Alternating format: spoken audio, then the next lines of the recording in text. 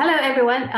I want to do an update about China, about US. So today I invited a journalist, Maupin1 to join us because he has deep knowledge and a unique perspective. So I think he has a lot to share, and he can also answer some of my questions as well. And he can certainly bring some information from his end about US, about Russia, etc. So thank you, Caleb, for joining me. Sure. Do you want to say anything? What happened in the UN? You just been there? Well, sure. I just covered the UN Security Council meeting where Russia presented on the fact that Ukraine is using terrorist tactics. They had a survivor of the bombing that killed journalist Vladimir Tatarsky.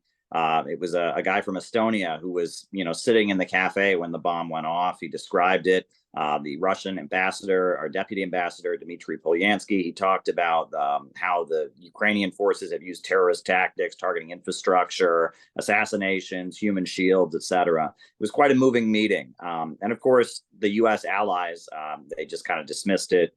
What was interesting was both China, Mozambique, and Brazil talked about the need to actually move ahead with a solution to the Ukraine situation.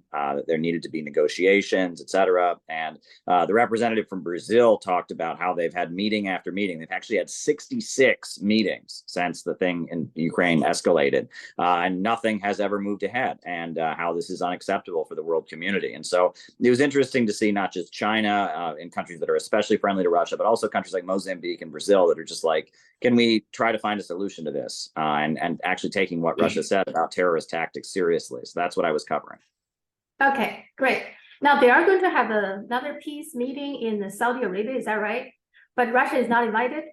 Yeah, Saudi Arabia is convening this peace meeting with various countries from around the world to talk about how they can move toward peace on Ukraine, but Russia won't be there. And it'll simply be kind of an opportunity for Ukraine to talk with the countries that are backing it financially about what kind of negotiation they'd be open to. But it's not really peace talks if both sides aren't there. But it shows that I think on the one hand, Ukraine is being pressured by the British and the Americans to just completely keep this going. And this is an opportunity for other countries like France and Germany and other countries that do want to see the conflict de-escalate to kind of make their case to Ukraine as well. Okay, so we will be watching that, and then you're going to keep us updated. Okay. Sure. Okay, I want to talk about a few things that probably ignored by the West media, or maybe not fully covered. They probably will bias the coverage about that. So let's start with Qin Gang's dismissal. Okay, so about a month ago, Qin Gang was missing. He was last seen June 25th. And then rumors about 2 weeks ago, rumors started just swirling around and saying that this woman, her name is Fu Xiaotian, Qin Gang had an extramarital affair with her, and she is some kind of spy. They are saying that she is a US spy, or there are also rumors saying she's a double spy. But anyway, so she herself has been missing since April 10th. Ever since then, nobody knows where she is. Her social media posting stopped there, both on Weibo, which is the Chinese Twitter, but also her Twitter account, and everything stopped on April 10th. And since the rumor about she had an affair, she hasn't came out and saying, no, that's not true, or it is true, or anything. Nobody heard about her. And not her family, not anybody knows her saying, oh, I just recently saw her or anything. So she has been missing since April 10th. Seems like there is some problem with her. But regarding her affair, so-called affair with Qin Gang is, I think, very unfounded, because the whole rumor started. I look at the where it all started, and here's what I find. It seems it all started with this article. Somebody with a lot of Twitter followers, she tweeted this article, and then her followers started tweeting, all of them started tweeting, retweeted her tweet or started tweeting this link. But when you click that link, the link is gone. You see there's no article in there. It says, sorry, nothing exists here. So if that's the source, so the source is very questionable, right? Because there is no source right now, but it took on its own life, kind of like the rumors about that. And people have been checking on Fu Xiaotian, the women's website, her post, and somehow they can figure out, okay, she said this, that means, she has a son with him, and et cetera, et cetera. So there's a lot of speculations. there is nothing solid about this. Based on my my own research, doesn't seem anything solid to come out of it, and it's more than likely that Qinggang is sick. There's some kind of health problem. There are a few things that I think I also want to share with people. One is Qinggang still is the member of the state council. You can see this is the state council website. Here is the Premier Li Qiang, and then here's the state councilors. Qinggang's name is there, and the Chinese version is the same. So Qinggang is still the state councilor. If you see what happened in the past, if something seriously wrong with him, if he has made some huge serious mistake or even crime, they would have stripped him with the state councilor. That's what they did in the past. And even possibly they would expel him from the party, which is the most severe form, and possibly even go to trial. The party has a lower threshold in terms of, because it's a disciplinary in the party. It's not a trial.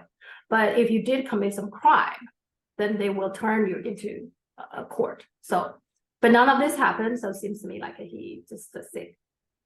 Now, the speculation is, okay, if it's a health problem, why don't you just give us more detail? Well, it's a private information, right? Qinggang himself, he might not want to talk about it. His family might not want to talk about it. So that's what with Qinggang. Do you have any comments?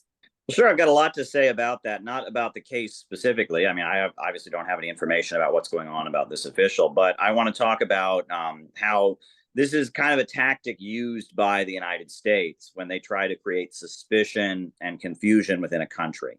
We see this many times. If Xi Jinping doesn't speak for a little while, they wonder, is he still in power? Is he dead? You know what I mean? And they do this with all kinds of leaders around the world. And it's about creating suspicion. It's about creating rumors. I know when Kim Jong-il died, there was all this anger in American media that they didn't know about it until like 2 days later. When I heard that, and I said, good, they didn't know about it. That shows the North Koreans are able to have control over things, and that they are able to control the news media and the flow of information within their own country. And that, this is a tradition with Leninist parties. When Lenin wrote about democratic centralism, that meant that, a communist party marches as one and has one face to the masses, and it keeps its disagreements internal. And that when a decision is made, every member is obligated to carry out the decision that's reached, whether they agree with it or not. And that's called democratic centralism. And that was a central part of what made the Bolshevik Party very effective and able to take power in the Soviet Union. And that, that was obviously then adopted by the Chinese Communist Party as part of their tradition. And it's a strength that they're able to keep their fighting internal, not have their dirty laundry go out before the whole world. But of course, U.S. leaders are thinking, how can we destabilize? How can we create problems? Well, the fact that things are not discussed as openly as they would be in the United States, that is something that they then use to create suspicion, to create rumors, etc. One of the weaknesses of the United States is that all kinds of private information and all kinds of information we don't need to know about our leaders and their private lives is all over the internet, and that is then weaponized by their political rivals. And as we see, U.S. political discourse deteriorating, and as different factions among the American elite fight each other, it's very embarrassing. All the stuff about, there were all kinds of rumors about Donald Trump, some of which were not true, some of which could have been true, but had no relevance. And there were all kinds of ways his family was embarrassed, other things. We see, Joe Biden and what's going on there, and that, that our politicians are using their personal lives against each other in very ugly, grotesque ways. And that when the United States was a more stable country, that didn't happen. People often talk about the fact that Franklin Roosevelt, he had polio and he was in a wheelchair, but no one knew about it. No one discussed it because for the good of the country, they felt it didn't look good for the country during World War II to have the image of the leader in a wheelchair. So for the good of the country, no one acknowledged that he was in a wheelchair. And we won the Second World War. John F. Kennedy was president of the United States, and he was notoriously sexually promiscuous. He had many girlfriends, I guess you could say. Many women visit him at the White House. And even though he was hated by conservatives, and this was commonly known among the press corps and other people, they felt like it wasn't appropriate to bring that up. If you're going to attack Kennedy, you attack him for his policies, you attack him for these other things. You don't bring up private things related to his family, sexual affairs, things like that. So, I see it as a strength on China's part that they can kind of resist. What Vladimir Lenin, he talked about the pornographication of politics. That was a term that he uses. He says that, in periods of despair, the bourgeoisie offers pornography instead of politics. And I think that's what we have in America. The second debate that took place between Donald Trump and Hillary Clinton, it didn't look like a political debate. It looked like a trashy talk show. People compared it to the show Jerry Springer in the United States, where they were walking around with microphones, insulting each other, interrupting each other. It was childish. And this is not the sign of a healthy political society. So that's my insight on that. I'm so glad you bring this up, because one of the things people misunderstood about the Chinese political system is whenever there's a vote, it's always like 100% vote. Okay. First of all, it's not always 100%. It's rarely there will be some disagreement. You will see some opposing vote, but for the most part, yes, it is like 100% people approve something. Well, what happens is it's not like you don't have any debate. You do, but debate happens before the vote. And once it's clear, okay, so let's say let's say this is a legislation that I totally against, but it is clear that I'm the minority. Okay, it is clear it's going to pass. Once I realize that, then the final vote, I'll vote for it, because there's no use for me to vote against it. It's going to pass. And instead, we have a united front showing, okay, this is the policy we're all going to support. We're going to make sure it happens. So it's a united front, what you're saying, right? So it's not like everybody fully on board always. There's a lot of debate. There's a lot of trade-offs. There's a lot of changing, modification. It all happens before the vote. But when the vote happens, it is a declaration as we all support this now. Okay, so that was, I think that's a misunderstanding. Oh, of course, everything in China passed by 100%. That's just a fake vote. It's not the same idea. Yeah, so I'm glad you bring this up.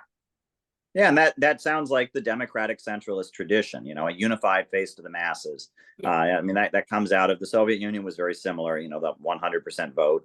And that doesn't mean there's no debate or dissent, but they just don't, they don't want that out there for the public. They want to show a unified face. And a country that's been attacked and then subjected to so much foreign subversion, it's very important. And that the way the United States has destabilized communist and socialist countries before is playing up the notion that there's hardliners fighting against moderates, that there's factions, and so it's important that they show unity, and I mean, China is such a huge country with such a huge population. You can be sure there's a lot of disagreements, a lot of different factions and stuff, but the role of the Chinese Communist Party is to hold the country together. And to create one solid China. So having a unified face is very valuable for them. Yes. Okay. There are a couple of other things I also want to share. Now, Wang Yi became the new foreign minister, and most people think it's a temporary thing. He was the foreign minister before Qin Gang, and now he stepped in. And I think most people think it's a temporary solution before they can find Qin Gang's replacement. And there's another possibility is that Qin Gang really has some health issue, that if he recovers, he might come back. So there's two way of interpreting that. But in any event, so Wang Yi now is the prime minister. So one of the things he did, Wang Yi, is visiting Turkey. And in there, this is the Chinese foreign minister's website. It says something that got my attention. It says Turkey does not support the strengthening activity for NATO in Asia. And I don't believe that was reported in the West. It's actually significant, because that's one thing everybody see NATO is doing. They wanted to have an office in Tokyo, in Japan, right? And I think France said, no, we don't need to do that. We don't need to expand that. And I used to think it's only France, but it seems like Turkey is not supporting that idea either, right? Wouldn't you interpret that way? Sure. Turkey is more independent. Turkey is technically a member of NATO, but the Erdogan government has a streak of independence and has bought missiles and weaponry from Russia, and the United States has urged that not to be the case. We know that Barack Obama tried to overthrow Erdogan with an attempted coup that happened in 2016. And I actually was then sent as a journalist to go meet the leader of that attempted coup, Gulen, the Islamic cleric. who the United States has offered refuge to. He's a wanted terrorist and criminal in Turkey, but in the United States, he lives in a compound in Pennsylvania with his Islamic followers. And I was sent as a reporter for RT, well, with other people, and we met Gulen, who tried to overthrow Erdogan. The USA doesn't trust Erdogan. Now, Erdogan is not an anti-imperialist. He's not solidly with Russia and China and Iran and Cuba and the anti-imperialist camp. He will sometimes go with the United States, but other times he will not. And he was clearly working very closely with the Obama administration in Syria. But at the very end of Obama's administration, Obama tried to overthrow him because he wasn't doing what the United States wanted with regards to Syria. And then we saw the United States escalate its support for the Kurdish forces in Syria, which are linked to Kurdish separatists in Turkey. So I think that, Turkey, despite being a member of NATO, has been much more independent. Now, sometimes it has gone very solidly against Russia and China, but other times it has, stood firm and opposed the United States. So it can go either way. So that is very significant that they, as a member of NATO, made that statement. And it kind of reinforces the nature of what has been Turkish foreign policy, which is more independent, which the United States does not appreciate. Yeah, I think now they just recently did something that Russia wasn't happy about either, right? Released some prisoner, somebody back to Ukraine, some Nazi, people. but anyway, yes, and China and Turkey also had some problem in the past. China in the Xinjiang area, there are some fundamentalist, Islamic fundamentalists trying to break away from China in Xinjiang. I think some of them are now in Turkey, get the refuge in Turkey, etc. So there are some issues. So Turkey is a country that I find very interesting that not really have a good relationship with any big power, it seems like. But I think Turkey, Erdogan in particular, plays very well, like leverage each other, right? Because it's important, right? Turkey is such an important country geographically, etc., geopolitically. So no country really wants to have a direct confrontation with Turkey, and Turkey knows that. So he's kind of playing both sides, I think. In this particular case, he said that. It is on the Chinese foreign minister, but I don't see any report in the West. No, nothing like in the West to bring this up that the NATO is not supported to expand it to Asia. The name says it's Northern Atlantic, right? Why does it need to go to Asia? But anyway, so that's I want to bring that. The second thing is a little bit similar to that is the AUKUS. So you see, this is the New Zealand press saying basically the Mania Makata, I think I got her name right, shuts the doors. She's the foreign minister of New Zealand. She said no to AUKUS, basically. And what's interesting is if you see the the last sentence she put here, she said not only would AUKUS clash with our nuclear-free laws, but also the country's nuclear-free Pacific policy. It's a club we'd have to sell our soul to join. Now, that is a word that China media used a lot. They talked a lot about that because it's a pretty heavy, pretty strong words that she used. And I don't see any report about that. What's your take? Well, I think it's important to remember that New Zealand is a little bit more independent. It is part of the Anglosphere, but it's always been a little bit more independent. Australia at this point with the AUKUS deal is kind of making itself just an outpost of American and British military attempts to threaten China. And Australia has really gained economically as a result of China's growth and expansion. You saw a lot of Australian tourists all over the United States and especially in New York City before the pandemic because their currency, the Australian dollar, was so widely valued, and that was a lot of Chinese investment had to do with that. But New Zealand, is a country that Australia has often kind of bullied. I believe the Australian Constitution allows them to annex and seize New Zealand if they want to. And there's some cultural similarities between Australia and New Zealand. I know people from both countries, but New Zealanders are adamant that they are not Australians, and vice versa. And they kind of don't appreciate being characterized as Australia's little brother, et cetera. And that New Zealand is a much more social democratic, welfare state oriented country. They have, they've been much nicer to their indigenous population than Australia has been. They provide much more of a welfare state, et cetera. And I think that to some degree or other, they seek to model themselves on maybe Sweden or Norway rather than the United States and Britain. And so that is an aspect of New Zealand's culture that I think may kind of influence them to be in this situation. And that it's also worth noting that many Western or liberal Western countries had communist parties during the Cold War years, but the New Zealand Communist Party was one of the only communist parties in the Western world that sided 100% with China against the Soviet Union when the Sino-Soviet split happened. And as a result of that, while the Soviet-aligned Communist Party was becoming, much more conciliatory toward the United States, the New Zealand communists, they were much more radical and much more critical of U.S. foreign policy. They demanded that U.S. troops leave. There was widespread protests in New Zealand against the presence of any U.S. military equipment and such, and that New Zealand seems to like China a lot more than Australia does. And they also have a history of kind of a stronger left and socialist tradition there. And as a result of that, it seems like New Zealand is just not going to do what Australia has done and become kind of an outpost of U.S. and British military threats against China. And I'm glad to see that. Yeah, and apparently, according to the Chinese media, Blinken actually tried pretty hard. Blinken know that New Zealand said we have a non-nuclear, law. Okay.